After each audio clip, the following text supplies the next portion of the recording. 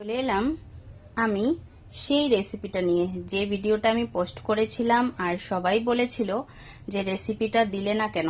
Sorry, সবাই বলেনি, কিছু প্রিয় দিদি ভাই আমাকে জিজ্ঞেস করেছে রেসিপিটা দিলেই পারতে, আমিও বানিয়ে খেতাম। তো তাদের জন্য এই রেসিপি আমি কিন্তু রেডি করে নিয়েছি। তো তোমাদের বলছি আমি কি কি দিয়ে বানাচ্ছি। যারা খেয়েছো তারা হয়তো নিজের মতন করে যার যেটা ভালো লাগে সে সেটা দিয়েছো। তো আমি কি কি দিয়ে পকোড়াটা বানিয়েছি সেটাই তোমাদের সাথে আজকে শেয়ার করব। তো চলো, প্রথমে দিয়েছি পেঁয়াজ, তারপরে তো বাসি ভাত রয়েছে, দেখো পরিমাণ মতো, অল্পই ছিল কারণ খুব একটা বেশি থাকে না। আর এখানে রাখো বেসন রয়েছে আর লঙ্কা কুচি, তোমাদের ঝাল অনুযায়ী তোমরা দেবে। আমার যেহেতু বাচ্চা খাবে সেজন্য আমি একটু কমই দিয়েছি। আর সামান্য হলুদ, স্বাদ মতন লবণ, আর একটা ডিম। এটাকে আমাকে এবার মাখতে হবে।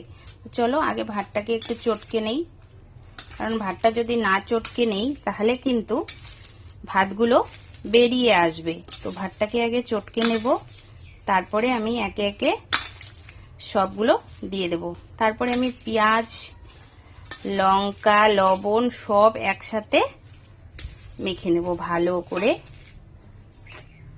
দেখো এইভাবে, জল দেওয়ার দরকার নেই, যদি প্রয়োজন হয় তাহলেই দিতে পারো, আর যদি একদম আইডিয়া মতো করো। ঠিক আছে, এবার আমি ডিমটা দিয়ে দেবো। এখানে ডিমটা দিয়ে দিলাম, ডিমটা দিয়েও কিন্তু আমি মেখে নেব। দেখো ডিমটা দিয়ে মেখে নেই।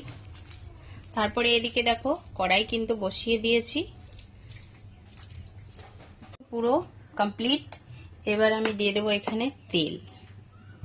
আমি সাদা তেল দিয়েই আজকে বানাবো।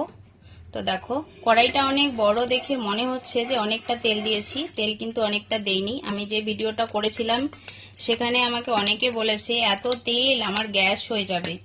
তবে আমি তোমাদের বলছি দেখো তেল কিন্তু সামান্য দেখে মনে হচ্ছে অনেকটা, কিন্তু না, অনেকটা তেল দেইনি। এইটুকু তো বড়া ভাজতে গেলে লাগবেই। তো দেখো তেলে মনে হয় হালকা হাতে জল ছিল, সেই জন্য। তো আমি একে একে দিয়ে দেব, কারণ প্রচুর পরিমাণে কড়াইটা গরম হয়ে গেছে।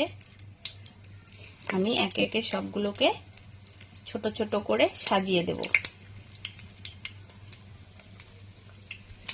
এই হলো আমার বাসি ভাতের রেসিপি। যারা আমার কাছে রেসিপিটা চেয়েছো, শুধুমাত্র তোমাদের জন্যই এই রেসিপিটা আমি রেডি করলাম। তো দেখতেই পেলে কি কি দিলাম। তো যারা বানিয়ে খেয়েছো তারা কিরকম করে খেয়েছো আমি জানি না, তবে হ্যাঁ তোমাদেরকেও বলবো তোমরা যদি পারো তোমাদের রেসিপিটাও একটু শেয়ার করে দিও, কারণ অনেকে জানে না, অনেকে আবার জানে। যারা জানে তারা শেয়ার করে দিও। আমি যদি আবার তোমাদের মতো বানাতে পারি সেটাও নয় বানিয়ে একবার খাওয়াবো বাড়ির মানুষদের। এই হলো বাসি ভাতের রেসিপি। যদি তোমাদের ভালো লাগে বানিয়ে খাবে, আর যদি ভালো না লাগে তাহলে একবার বানিয়ে আর ভালো লাগাটা সেটা বুঝতেই পারবে যে ভালো লাগছে না।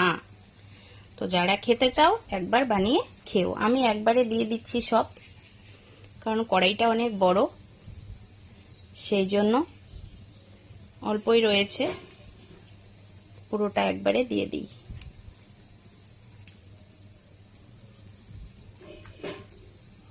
তো চলো, আমার পকোড়া কিন্তু চাপিয়ে দিয়েছি। তো এইভাবে তোমরাও বানাবে, একটু মুচমুচে হবে। সেই দিন আমি ডিম দেইনি, আজকে আমি ডিম দিয়েছি। ডিম দিলে কিন্তু একটু বেশ ভালোই লাগে।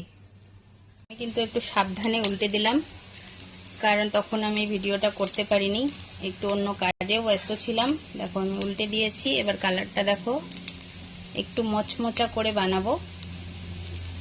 তো তোমরাও কিন্তু বানিয়ে খাবে। আমি কিন্তু এই রেসিপিটা তোমাদের জন্যই শেয়ার করলাম।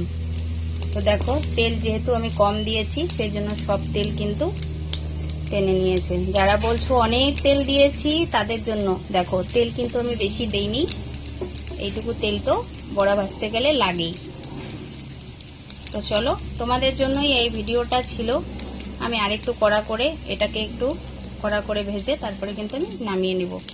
এই হলো বাসি ভাতের রেসিপি, পকোড়ার রেসিপি, মানে তোমরা চেয়েছিলে, তোমাদের জন্য কিন্তু আমি বানিয়ে দিলাম। তোমরা যারা যারা বানিয়ে খেতে পারো অবশ্যই বানিয়ে খেও। চলো সবাইকে টাটা, আসছি নতুন ভিডিও নিয়ে। বাই।